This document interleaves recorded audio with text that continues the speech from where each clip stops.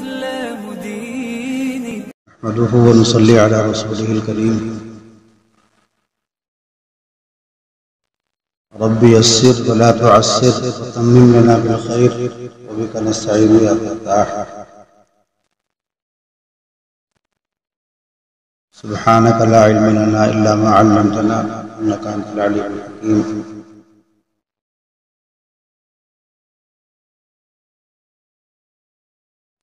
اس وقت ہم لوگ علم طب کے موضوع پر کام شروع کرنا چاہ رہے ہیں. ہمارے اغراض و مقاصد میں سے یہ ہے کہ بہت سے علوم اور فنون ایسے تھے جو مسلمانوں میں زندہ تھے، رچے بسے ہوئے تھے، اور ہر ایک کی پہنچ کے اندر اس طرح سے تھے کہ جگہ جگہ اس کے ماہرین اور ہر آبادی اور بستی میں اس کے جاننے والے موجود تھے. لیکن جب انگریزی علوم کا اور ایک خاص طریقے سے پڑھنے پڑھانے کا سلسلہ شروع ہوا، کالج اور یونیورسٹیاں قائم ہوئیں، تو جو قدیم علوم تھے مسلمانوں میں رائج تھے وہ دھیرے دھیرے کر کے ختم ہوتے چلے گئے، پیچھے ہٹتے چلے گئے. اس کا نتیجہ کیا ہوا کہ جو حضرات قدیم طرز سے تعلیم حاصل کرتے ہیں، یعنی انہوں نے قرآن و سنت کا علم حاصل کیا، فقہ پڑھی، اور پھر ان کو طب کسی نے نہیں پڑھائی، ان کو اور باقی علوم و فنون ضروریہ نہیں پڑھائے مدرسے میں، تو قرآن پاک تو پڑھ لیا مگر قرآن پاک کو سمجھنے کے لیے اتنی بھی سمجھ نہیں رہ گئی جتنی کہ دور اول میں صحابہ کو حاصل تھی. صحابہ نے طب نہیں پڑھی تھی باضابطہ، لیکن جتنی طب اس زمانے کے لیے ضروری تھی وہ طب موجود تھی صحابہ میں. حضور پاک صلی اللہ علیہ وسلم جب بیمار ہوتے تھے بشری تقاضے سے، اللہ تعالیٰ نے جب آپ کا نمونہ بنایا تھا تو بیماری میں بھی نمونہ تھا، علاج میں بھی نمونہ تھا، تو آپ کو بشری تقاضے سے جب اللہ تعالیٰ نے بیمار فرمایا تو بیماریاں آپ تک آئیں تو آپ نے ان کا علاج فرمایا، اور لوگوں سے کہا بھی، صحابہ سے کہا بھی کہ اللہ نے جب بیماری اتاری ہے تو اس کو دوا بھی اتاری ہے، تو تم لوگ دوا کیا کرو. اور خود آپ نے اس کا اتنا اہتمام کیا دوا کا کہ حضرت عائشہ رضی اللہ تعالیٰ عنہ فرماتی تھی کہ نبی کریم صلی اللہ علیہ وسلم کی دوا بناتے بناتے میں طبیب بن گئی. یعنی پھر حضرت عائشہ سے لوگ دوا پوچھتے رہے. حجامہ طب یونانی کا بہت مشہور حصہ ہے، اور نبی کریم صلی اللہ علیہ وسلم نے حجامہ کے بارے میں کتنی تعریف کی. آپ نے فرمایا کہ جب میں آسمان پر گیا معراج میں تو ہر آسمان پر مجھ سے کہا فرشتوں نے کہ اپنے امت کو حجامے کی تعلیم دیجیے، حجامے کے لیے کہیے گا. جیسے دینیات کا علم اللہ کے رسول صلی اللہ علیہ وسلم کے ذریعے سے حاصل ہوا، ایسے ہی علاج معالجے کے بارے میں بھی انبیاء نے تعلیم دی. اب ہمارے اس زمانے کو دیکھا جائے تو ہر شخص حجامہ جانتا ہے، ہر شخص حجامہ کرا لیتا ہے، بیمار ہوتا ہے تو دوا کر لیتا ہے، کسی طبیب کے پاس جانے کی اس کو ضرورت نہیں پڑتی. تو اس کا مطلب یہ ہے کہ بقدر ضرورت دوا ہر شخص جانتا تھا، بقدر ضرورت علاج ہر گھر میں ہو جاتا تھا. تبھی شفا خانے نہیں تھے الگ سے. لیکن بلکہ ایک واقعہ بھی مشہور ہوا کہ مدینہ طیبہ میں ایک آپ صلی اللہ علیہ وسلم کے کمالات اور آپ کی شہرتیں سن کر کے اطراف کے جو چھوٹے چھوٹے ملک تھے ان میں کچھ لوگ حلیف بن گئے، آپ کے ساتھی ہو گئے، ٹھیک ہے ہم آپ کو ساتھ دیں گے. تو ایسے ہی ایک بادشاہ نے آپ کی خدمت میں ایک طبیب بھیج دیا کہ جاؤ جا کر کے مدینے میں جب کوئی بیمار ہو تو اس کا علاج کرو. وہ طبیب یہاں کچھ دن رہا پھر واپس چلا گیا. اس نے کہا کہ وہاں پر میری ضرورت نہیں ہے، یہ تو نہیں ہو سکتا جب اللہ کے رسول بیمار ہوں تو صحابہ بیمار نہ ہوں، ایسا کیسے ہو سکتا؟ بیماریاں صحابہ میں بھی آتی ہوں گی، لیکن یہ اس معاشرے کی اچھائی تھی کہ وہ حضرات بقدر ضرورت علاج جانتے تھے اور ضرورت سے زیادہ کہ اس میں نہیں پڑتے تھے، اس لیے ان کو طبیب کی ضرورت نہیں پیش آتی، روزانہ ڈاکٹر کے پاس پہنچے ہوئے علاج کرانے کے لیے۔ اور قاعدہ بھی یہی ہے، اللہ نے دنیا میں جتنے انسان بنائے ہیں ہر انسان ڈاکٹر تک نہیں پہنچ سکتا،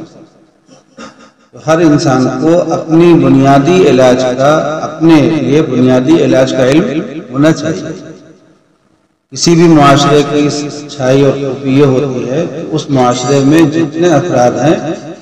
وہ اپنی بنیادی ضرورتوں میں خود کفیل ہوں، دوسرے پر منحصر نہ ہوں۔ یہ معاشرہ صحابہ کو حاصل تھا اور اس کے بعد مسلمانوں نے اس کو آگے بڑھ کر کے جہاں جہاں دنیا میں پہنچے، اپنے لیے کر لینا یہ تو اپنا علم ہوا، لیکن اتنا جاننا کہ جس سے دوسروں کا بھی کام کر سکے، یہ عالموں کے ساتھ خاص ہوتا ہے۔ تو صحابہ میں جو عالم تھے وہ فقہ بھی جانتے تھے، حدیث بھی جانتے تھے، تفسیر بھی جانتے تھے، تمام علوم جانتے تھے، علاج معالجہ بھی جانتے تھے، دعا اور عملیات وغیرہ بھی جانتے تھے، سب کچھ جانتے تھے، لیکن بعد میں ہر شعبے کے الگ الگ ماہرین ہوتے تھے۔ مگر الگ ماہرین ہونے کا یہ مطلب نہیں ہوتا کہ جو خود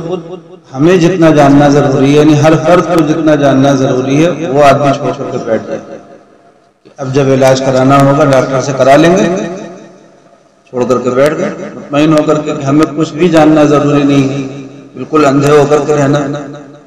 ایسا تو کوئی کرتا نہیں۔ دین کا ضروری اور بنیادی علم ہر شخص حاصل کرتا ہے، مہارت کچھ لوگ حاصل کرتے ہیں، تو ایسے ہی علاج کا علم بھی ہر شخص کو حاصل ہونا ضروری ہے، اور مہارت اس کے لیے کچھ افراد ہوں گے جو اس کا نصاب پڑھتے ہیں باضابطہ۔ اب اس وقت ہم نے محسوس یہ کیا، اور ہم نے کیا محسوس کیا، ہمارے سبھی بزرگوں نے محسوس کیا، اس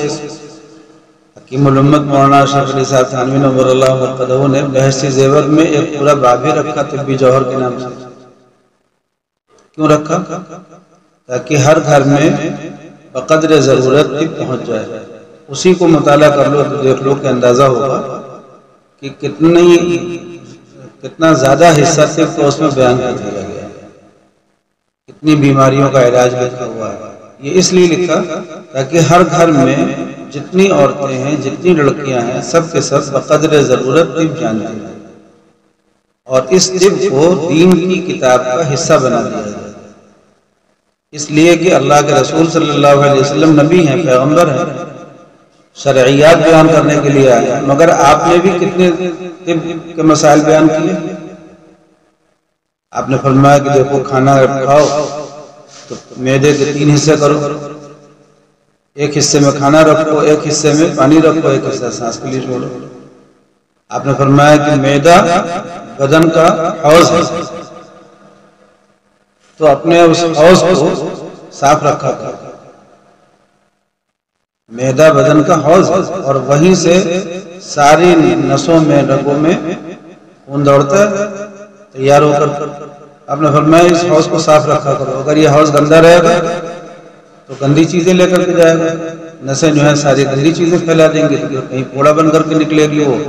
کہیں کچھ کہیں دانے بنیں گے، کہیں کچھ خرابی ہوگی۔ معدے کو صاف رکھنا یہ اللہ کے رسول نے فرمایا۔ ایسے ہی آپ نے بہت سی طبی ہدایات دی۔ حضرت علی رضی اللہ تعالیٰ عنہ بیمار ہو گئے تھے، صحت ٹھیک ہو گئے، لیکن ابھی اس کی کمزوری تھی، بیماری تھی، تو سامنے کھجور رکھی ہوئی تھی، سب لوگ کھا رہے ہوں گے، حضرت علی نے بھی چاہا کہ ہم بھی کھا لیں، آپ نے فرمایا کہ تم یہ مت کھاؤ، فَإِنَّكَ نَاقِحٌ، کیونکہ تمہیں ابھی نقاہت ہے، کمزوری ہے، آپ نے منع کر دیا کہ مت کھاؤ۔ آپ نے فرمایا کہ علاج پرہیز آدھا علاج ہے۔ تو بہت سے طبی اصول ہیں، بہت سے طبی ہدایات ہیں جو اللہ کے رسول صلی اللہ علیہ وسلم نے فرمائی ہیں۔ آپ نے بہت سی کھانے پینے والی چیزوں کے بارے میں ان کی تعریف کی، ان کی حقیقت بیان کی کہ اس کے کیا فائدے ہیں، جیسے عجوہ کے بارے میں آپ نے فرمایا کہ 7 دانہ کوئی کھا لے تو پھر اس دن اس کو زہر بھی اثر نہیں کرے گا. یا آپ نے کھجور کی فضیلت بیان کی، یا دودھ کی فضیلت بیان کی، یا اسمت سرمے کی فضیلت آپ نے بیان کی، یا ایسی بہت سی چیزوں کی کہ اگر کوئی شخص یہ کر لے تو اس کو یہ فائدہ ہوگا. زیتون کی آپ نے بتائی. تو اگر نبی کریم صلی اللہ علیہ وسلم کی بتائی ہوئی طبی ہدایات کو کوئی جمع کرے تو وہ بھی پوری ایک کتاب کی شکل لکھ جاتی ہے. چنانچہ علماء نے طب نبوی کے نام سے کتابیں لکھی ہوئی. اب ایک شخص عالم ہے، مولوی ہے، اور اس کو طب کی بنیادی باتوں کا علم نہیں ہے، اتنا جتنا بحث زیور میں لکھا ہے اتنا علم نہیں ہے جتنا حدیث میں ہے. حدیث کی ہر کتاب میں کتاب الطب آتی ہے کہ نہیں آتی؟ تو اگر کسی مولوی کو اتنا بھی علم نہ ہو طب کا کہ وہ حدیث کی کتاب کو سمجھ پائے، حدیث میں جو طب کا بیان ہے اس کو سمجھ پائے، بحثی زیور میں جو ایک عام لڑکی ایک عام عورت پڑھ سکتی ہے جس طب کو ایک مولوی صاحب کو عالم صاحب کو اتنی طب بھی نہ پتہ ہو، تو یہ افسوس کی بات ہے کہ نہیں ہے؟ اور اس سمی پر لوگ راضی ہیں.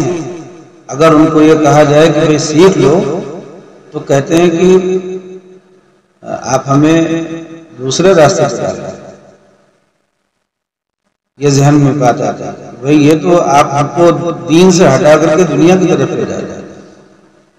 ایسا ذہن بنتا ہے کہ نہیں؟ اگر کوئی مفتی یا کوئی عالم لوگوں سے کہنے لگے کہ طب پڑھ لو تو لوگ کہیں گے کہ آپ تو ہمیں دین سے ہٹا کر کے ہم تو قرآن و حدیث پڑھ رہے ہیں اور آپ ہمیں لے جا رہے ہیں دنیا کی طرف. حقیقت یہ ہے کہ قرآن و حدیث بھی پوری طرح تبھی سمجھو گے جب اس علم کو سمجھے ہوئے ہو. تو ہم یہ نہیں کہتے کہ علم طب کو اتنا پڑھو کہ ماہر ہو جائے علاج کرنے بیٹھ جائے، یہ نہیں کہتے، لیکن یہ کہتے ہیں کہ علم طب اتنا جان لو کہ جس سے قرآن اور سنت اور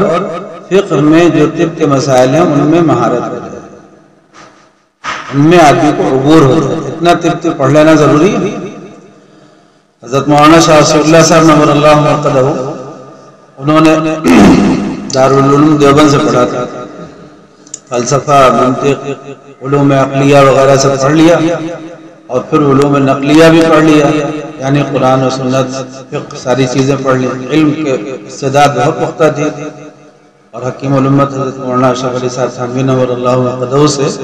اصلاحی تعلق قائم کر کے تصوف بھی پڑھ لیا، سیکھ بھی لیا، اور اس کے بعد پھر اپنے وطن میں آ کر کے بیٹھ کر کے کام بھی شروع کر دیا. تو کچھ مدت گزری، حضرت جب بیمار ہوتے تھے تو علاج کے لیے طبیب کے پاس جاتے تھے. علاقے میں جو طبیب بیٹھا ہوا ہے کام کر رہا ہے اسے کچھ آتا تھا، کچھ فن آتا تھا اور وہ اپنی دوا بنا کر دے دیتا تھا. حضرت پوچھتے تھے کہ بھائی تم ہماری بیماری سمجھ گئے ہو؟ تو وہ کہتا تھا کہ جی سمجھ گئے. فرماتے تھے کیا ہماری بیماری ہے؟ تو وہ نہیں سمجھا پاتا تھا. حضرت فرماتے تھے کہ جب تم سمجھے نہیں ہو تو دوا کس چیز کی دے رہے ہو؟ اس تجربے کے بعد حضرت کو خیال ہوا کہ اتنی جان لینا ضروری ہے کہ آدمی اپنا بچاؤ تو کر سکے. بالکل منحصر ہو جائے طبیب کے اوپر، یہ کہاں ٹھیک ہے. اس لیے حضرت نے پھر اطباء سے رابطہ کیا، ان کو دعوت دی اور ان سے کہا کہ طب کو رائج کرو، اس کو پڑھو پڑھاؤ، اور جب کوئی بیماری ہو تو پہلے اس میں یہ دیکھو کہ اس بیماری کو تم نے اپنی کتاب میں کیسے کیا پڑھا، پھر اس پر کام کرو، یعنی علم کے ساتھ کام کرو. پھر حضرت نے ایک جگہ ایک مجلس میں بیان فرمایا، وہ مجلس میرے پاس ہے بھی. حضرت نے فرمایا کہ پہلے میں یہ سمجھتا تھا کہ طب جو ہے وہ دنیا کا شعبہ ہے. بچپن سے ایسا مزاج بنا ہوا تھا، اس لیے کہ ایک مقولہ مشہور تھا کہ جس کو دین پڑھانا ہو علماء کے حوالے کر دو، اور جس کو دنیا پڑھانی طبیب کے حوالے کر دو، اور جس کو بالکل بیکار رکھنا ہو شاعر کے حوالے کر دو. یہ ایک مقولہ چلتا تھا کہ شاعری جو ہے بیکار لوگوں کا کام ہے. جس کو دنیا اور دین دونوں سے بیکار کرنا ہو اس کو شاعر کے حوالے کرو، اور جس کو دین پڑھانا ہو علماء کے پاس بھیج دو، اور جس کو دنیا پڑھانی ہو طبیب کے پاس بھیج دو۔ تو اس مقولے کی وجہ سے حضرت فرماتے تھے کہ مجھے خیال تھا کہ طب جو ہے وہ کیا ہے، شعبہ دنیا ہے، اس لیے اس کی طرف توجہ نہیں تھی۔ مگر پھر حضرت نے فرمایا کہ بار بار مجھے تجربہ ہوا کہ میں ڈاکٹروں اور طبیبوں کے ہاتھ کا کھلونا بنا ہوں، وہ مطالعہ کیے بغیر، فن کو جانے بغیر، اس مرض کو سمجھے بغیر مجھے دوا دے رہے ہیں، علاج کر رہے ہیں، اور ان کا کام پورا ہو گیا اور میں ان کے ہاتھ کا کھلونا ہوں، جو مجھے کھلا دے، دوا کھلا دے، زہر کھلا دے۔ اس لیے حضرت کو خیال ہوا کہ طب کا جاننا اپنے بچاؤ کے لیے جتنے سے اپنا تحفظ کر سکتے اتنا جاننا ضروری ہے۔ پھر حضرت نے اپنے وہاں پڑھنے والے طلبہ کو، جو اپنے علاقے کے عالم تھے لیکن حضرت وہاں کے طالب علم تھے، اس میں ہمارے دایا حضرت مولانا عبد الرحمن صاحب جامی رحمۃ اللہ علیہ، اور ہمارے دادا مولانا سراج الحق صاحب مکی شہری رحمۃ اللہ علیہ، یہ حضرات تمام مستقلی تھے۔ ہمارے والد صاحب بھی بطور خادم کے وہیں گھر پہ رہتے بھی تھے، حضرت کے وہاں گھر کا کام کاج بھی کرتے تھے اور پڑھائی بھی کرتے تھے۔ رہتے تو اصلاً پڑھنے کے لیے تھے، لیکن گھر سے اتنا وابستگی تھی، لگاؤ تھا کہ گھر میں آنا جانا، گھر کا کام کاج کرنا، سودا سوچ لانا، یہ سب کرتے رہتے تھے والد صاحب۔ اسی وجہ سے والد صاحب کی تعلیم میں تاخیر بھی ہوئی، اور انہوں نے عربی دوم تک کی کتابیں ہی پڑھی، اس کے بعد کاروبار میں لگ گئے، شادی ہو گئی۔ تو حضرت مولانا شاہ رسول اللہ صلی اللہ علیہ وسلم نے اپنے وہاں جو علماء تھے، جو ان حضرت کے وہاں جو طالب علم تھے لیکن حقیقت میں وہ عالم تھے، کسی مدرسے سے فارغ تھے، ان سے فرمایا کہ تم لوگ کسی سے طب پڑھ لو۔ تو سب نے، جتنے وہاں مقیم حضرات تھے، سب نے کسی طبیب سے طب پڑھی، باقاعدہ کوئی طبیب طے کیا گیا جو وہاں پہ رہ کر کے، مقیم رہ کر کے سب کو طب پڑھائے۔ ہمارے استاد مفتی حنیف صاحب رحمۃ اللہ علیہ، انہوں نے ہومیوپیتھک طب پڑھی تھی، بنارس سے دوا لاتے تھے، بتاتے تھے کہ بنارس سے ہم جاتے تھے، دوا لے کر کے آتے تھے جرمنی کی اوریجنل، اور لا کر کے عوام کو دیتے تھے، ایک آمدنی کا ہمارا ذریعہ بھی بنا ہوا تھا۔ تو وہ ہومیوپیتھک کے ڈاکٹر تھے، لوگوں کا علاج کرتے تھے۔ حضرت کے خدام میں بہت سے حضرات ایسے ہوئے جنہوں نے ہومیوپیتھک کی ڈاکٹری کر لی تھی اور یونانی علاج سیکھ لیا تھا۔ ہم نے بھی اپنی ابتدائی طالب علمی تو ایسے ہی گزاری، حالانکہ ہمارے بعد اساتذہ طبیب تھے، اور یونانی طب حاصل کرنے کے لیے منطق و فلسفے کی اصطلاحات کا جاننا ضروری ہے، اور ہم لوگوں کے درس نظامی میں منطق و فلسفہ پڑھایا جاتا ہے، اس وجہ سے اس کا کچھ حصہ تو ہمیں آتا تھا، یعنی مناسبت جس کو کہتے ہیں۔ اور حضرت شاہ رسول اللہ صاحب رحمۃ اللہ علیہ کی تحریروں کی وجہ سے یا اور مختلف وجہوں سے لگاؤ بھی تھا، لیکن رفتہ رفتہ احساس ہوتا چلا گیا کہ یہ ایک فن مسلمانوں کا مسلمانوں سے غائب ہوتا جا رہا ہے۔ مسلمانوں نے ہزاروں سال اس پہ محنت کی اور اس کو آگے بڑھانے کی کوشش کی ہے، اور جب تک علماء کھڑے ہو کر کے اس کو نہیں اٹھائیں گے، اس فن کو، یونانی اطباء تو اسکولوں سے، کالجوں سے پڑھ کر کے آتے ہیں اور آ کر کے انگریزی دوا سے علاج کرنا شروع کر دیتے ہیں۔ جو بھی یونانی پڑھ کر کے آتا ہے، ڈاکٹر بن کر کے آیا، اور جب دوا کرنا ہوتا ہے تو انگریزی دوا سے، وہیں پہ پڑھنے کالج میں ہی لڑکے پڑھتے وقت یہ سوچ لیتے ہیں کہ ہمیں علاج کرنا ہے ایلوپیتھ سے، یونانی سے کرنا ہی نہیں ہے، اس لیے کہ کون یونانی کا علاج کرانے آئے گا، کون اس کو گا، کون دوا کرے گا، کہاں مریضوں کو زیادہ اس کا خیال ہے۔ تو مریضوں کا خیال کر کے ڈاکٹروں نے بھی اپنا علم چھوڑ دیا، تو ان سے تو امید کم ہے کہ وہ اس کو زندہ کریں گے۔ لیکن جو علماء کرام ہیں، چونکہ طب یونانی حقیقت میں طب اسلامی ہو گئی ہے، اس کا یونان سے تعلق صرف اتنا ہے کہ اس کی بنیاد یونان میں پڑی تھی، تو اس لیے اس کا نام، اور اس کے بہت سے اصول اور ضوابط جو ہیں یونانی اطباء کے طے کیے ہوئے ہیں، اس لیے اس کو طب یونانی مسلمان آج بھی کہتے ہیں، ورنہ حقیقت میں یہ طب اسلامی ہے، اس لیے کہ انہوں نے جو کچھ وہاں سے لیا یونان سے، مسلمانوں نے اس کو بڑھا کر کے بہت آگے تک لے گئے۔ بہت سے اضافات کیے،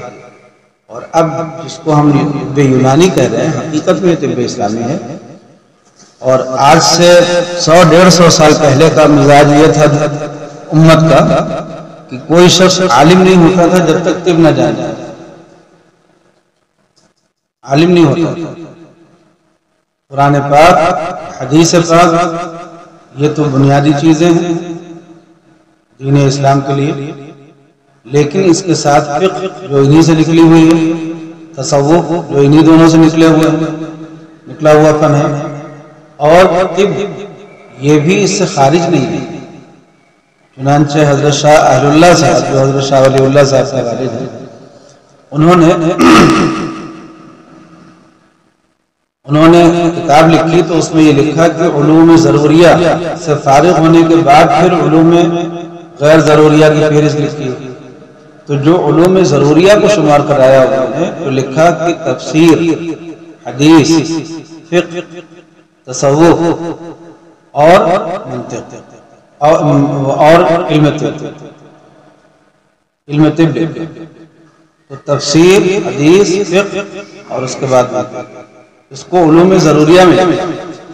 علامہ شامی نے لکھا ہے کہ علم طب کا حاصل کرنا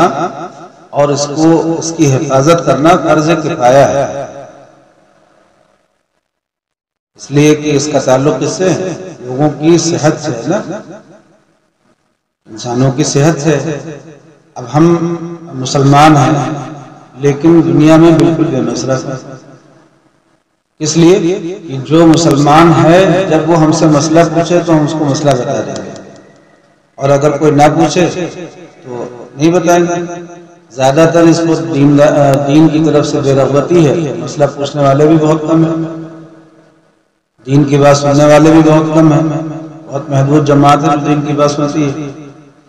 زیادہ تر لوگوں کو اس کی ضرورت ہی نہیں ہے دین کی، اور دنیا کی ضرورت لوگوں کو بہت ہے۔ اگر کوئی ابھی ان کو کاروبار کا طریقہ سکھانے بیٹھے تو لوگ آئیں گے، اگر کوئی ان کا علاج معالجہ کرے تو لوگ بہت آئیں گے، کوئی دعا تعویذ کرنے بیٹھ جائے تو بھی بہت لوگ بھیڑ لگا جاتے ہیں۔ تو اگر کوئی شخص ان کا طبی علاج کرے تو بھی لوگ آئیں گے، بہت لوگ آئیں گے، اس لیے کہ علاج سے کا تعلق دین سے تو ہے نہیں، لوگ سمجھتے نہیں ہیں، تو اس لیے لوگ آئیں گے کثرت سے۔ اور ہمارے مولوی صاحبان جو ہیں ان کو کیا خیال ہوتا ہے؟ ان کو یہ خیال ہوتا ہے کہ طب ہم کیوں پڑھیں، ہم کیا کر سکتے ہیں، اتنے بڑے بڑے ڈاکٹر موجود ہیں، اتنی زیادہ تعداد میں موجود ہیں، ساری دنیا انہیں کے پیچھے جا رہی ہے، تو ہمارا کیا ہوگا، ہم پڑھ کر کے کیا کر سکتے ہیں؟ تو دیکھو اس نیت سے بھی پڑھا جا سکتا ہے کہ ہم اپنا اور اپنے بچوں کا تو علاج کر لیں، اس نیت سے بھی پڑھا جا سکتا ہے، اور اس نیت سے بھی پڑھا جا سکتا ہے کہ اگر ہم نے طب پڑھ لی تو قرآن و سنت سے واقعیت میں جتنا دخل اس طب کو ہے اتنا وہاں پہ ہمیں کام آئے گا۔ تو دو نیت ہو گئی۔ تیسری نیت اگر کوئی اس سے آگے بڑھ کر کے کرے تو یہ بھی بہت بڑی بات ہے، وہ یہ ہے کہ وہ یہ سوچے کہ ہم اسلامی طب کا احیاء کریں۔ دیکھو ہر قوم کی ایک پہچان ہوتی ہے کہ تمہارے پاس کیا ہے، ہر قوم سے ایک سوال ہو سکتا ہے تمہارے پاس کیا ہے۔ انگریزوں سے سوال ہو تو وہ کہیں گے کہ دنیا میں اس میں جتنی ترقی کا سامان تم دیکھ رہے ہو وہ سب تمہارے پاس ہے۔ مسلمانوں سے کچھ پوچھے تو کیا کہیں گے مسلمان کہیں گے کہ ہمارے پاس ایمان ہے اللہ پر، آخرت کا پورا ہمارے ہی پاس ہے، ٹھیک، اخلاق ہے ہمارے پاس، معاشرت ہے ہمارے پاس، بہت سی تعلیمات ہیں، نبی کی ساری تعلیمات ہر شعبے کی۔ وہ پوچھتے ہیں کہ ٹھیک ہے یہ جو لوگ ایمان لائیں گے ان کو تم کو سکھا دو گے، لیکن بقیہ انسانوں کے لیے، عام انسانوں کے لیے تمہارے پاس کیا ہے؟ تو مسلمان کہہ سکتے تھے کہ طب، اس لیے کہ طب یونانی اس وقت موجودہ جتنے طریقے علاج ہیں ان سب سے بہتر ہے، سب سے عمدہ ہے، سب سے محفوظ ہے، لیکن مسلمانوں کے پاس یہ کہنے کے لیے ہمت نہیں رہ گئی کہ وہ کسی سے یہ کہہ پائیں کہ ہمارے پاس طب، گنوا دیا، علماء نے اس کو چھوڑ دیا، ضائع کر دیا۔ اور ایسے ہی عملیات کا ایک بہت بڑا نظام ہے مسلمانوں کے پاس، یہ بھی ہے، اس لیے کہ بہت سی بیماریاں ایسی ہیں جن کا تعلق روح سے ہوتا ہے، تو وہ جس کو کہتے ہیں نا عصبی اثرات ہیں، جادوئی اثرات ہیں، ان کو کاٹنے کے لیے اللہ تعالیٰ نے قل اعوذ برب الفلق اور قل اعوذ برب الناس، یہ دو صورتیں نازل کی۔ یہ مت سمجھنا کہ یہ عملیات کا کام بہت معمولی کام ہے، گھٹیا کام ہے۔ جو لوگ عملیات کا کام کرتے ہیں ان کا گھٹیاپن اس وجہ سے ہوتا ہے کہ وہ اس کے ذریعے سے شہرت، دولت، عورت کے پیچھے لگ جاتے ہیں تو گھٹیا ہو جاتا ہے، ورنہ حقیقت میں یہ کام گھٹیا نہیں ہے۔ صحابہ سے ثابت ہے کہ انہوں نے سورہ فاتحہ پڑھ کر کے دم کر دیا اور سانپ کا کاٹا ہوا جو ہے ٹھیک ہو گیا، اس کے بدلے میں انہوں نے بکری بھی لی ان لوگوں سے، اور اللہ کے رسول کو آ کر کے بتایا بھی اور آپ نے اس کو پسند کیا۔ تو یہ ثابت ہے کہ عملیات کرنے کے بعد اس کے بدلے میں کچھ اجرت لی، تو اجرت پر عملیات کا کام کرنا بھی ثابت ہے، اور بغیر اجرت کے عملیات بھی بہت ثابت ہے۔ نبی کریم صلی اللہ علیہ وسلم کے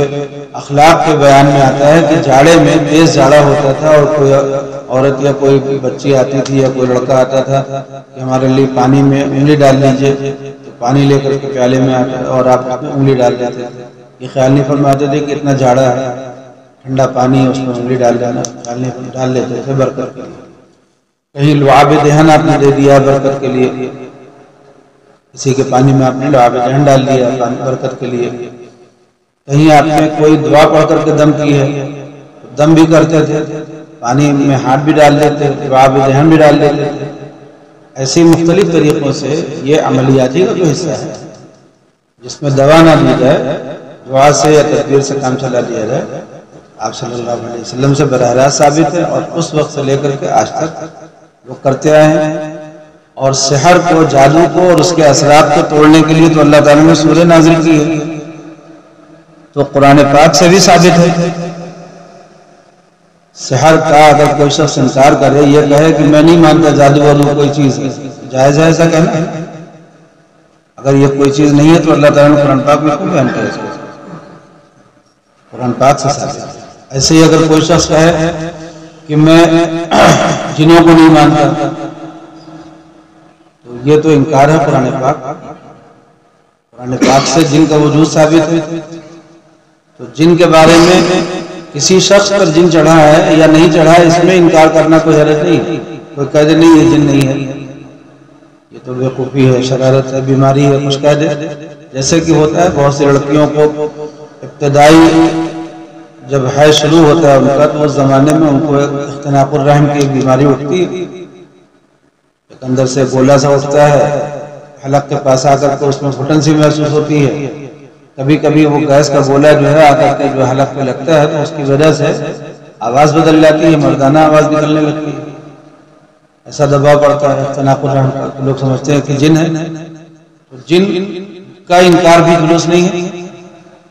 اور جادو وغیرہ کا بھی انکار درست نہیں ہے، عملیات کا انکار درست نہیں ہے، تعویذ کا، عملیات کا انکار درست نہیں ہے۔ یہ سب چیزیں ثابت بھی سننا ہے، ثابت بالقرآن ہے۔ اور طب یونانی جو ہے، جو حقیقت میں اب طب اسلامی ہے،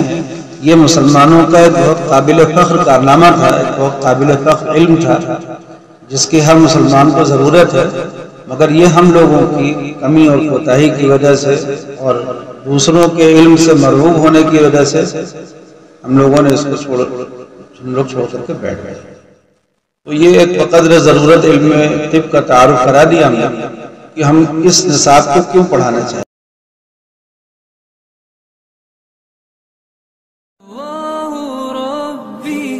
والإسلام ديني ومحمدا رسول الله